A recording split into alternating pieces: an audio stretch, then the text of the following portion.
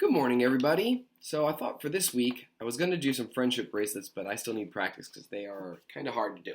So instead, I ordered a bunch of origami stuff, and I thought I could show you guys how to do some origami things. So I thought we could work on a cup, a hat, and then in my last video I'm going to do this. They call this a water bomb, but it's basically like a box. Looks hard, but all three of these things are actually very simple.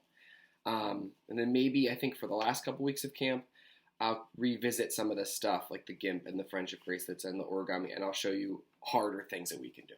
So for this video, the first one, I'm going to show you how to do the cup, because this one's pretty easy and it's pretty quick. And I got this paper online. This was 15 bucks, but you get like this will bring to camp next summer. But this is 1,000 sheets, but you can get like 500 sheets for 7 bucks or even less. You can get it pretty cheap online. So first things first, I also got this book, Easy Origami. Can't remember how much this cost, but I found this on Amazon too. There's a lot of origami books. So here's how we're going to start. What am I going to make the cup with? I have these fancy sheets over here. Let's do blue. So a lot of times, not in the box, the cheap origami paper, it doesn't have two sides. So ideally, the best kind of origami paper has one side that is a color or pattern, and the other side is white, so that you can tell when you're folding them which side you folded. It's a little easier when they look like this. So I mean, you can see in the instructions that there's a white side to the paper and a dark side. The dark side refers to any origami paper you have that has a pattern, and the white side refers to the white side. So first thing you do, you take your paper and you're going to fold it in half, corner to corner. So if you're looking at the white side, you're going to close that corner to corner and make a triangle. And when you're making your creases, and for these ones, especially for the cup, you don't have to be super accurate, but if you want your finished product to be as good as possible, try to make your creases very tight, and you really want the paper to meet exactly. You don't want any overlap like that. You want it to be as close to perfect as possible. And your fold's nice and crisp. Now, we're going to take one side and fold it down to meet the bottom, like so.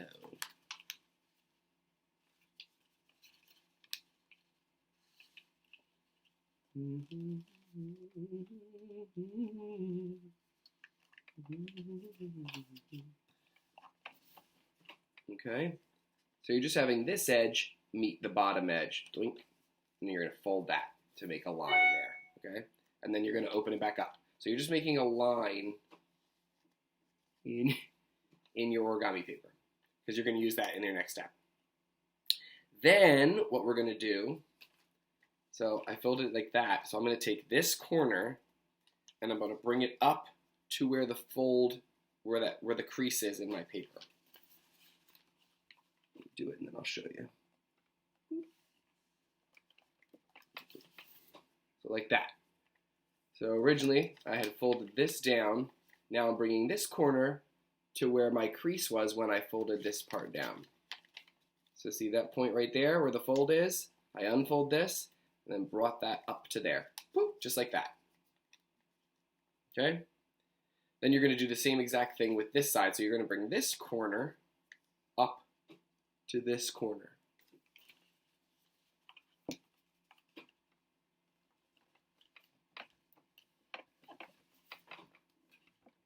Easy. So it looked like this. See the corner where my fold is? I brought this tip over to that corner and folded it. And you're almost done. This is how easy the cup one is. Now, there's 2 layers up here. See, two sides. You're just going to take the one that's facing the front, fold it down, and you're going to crease it. See this line right here? That's where you're going to fold it, right along that line. Boop, straight down like that. And pinch it off.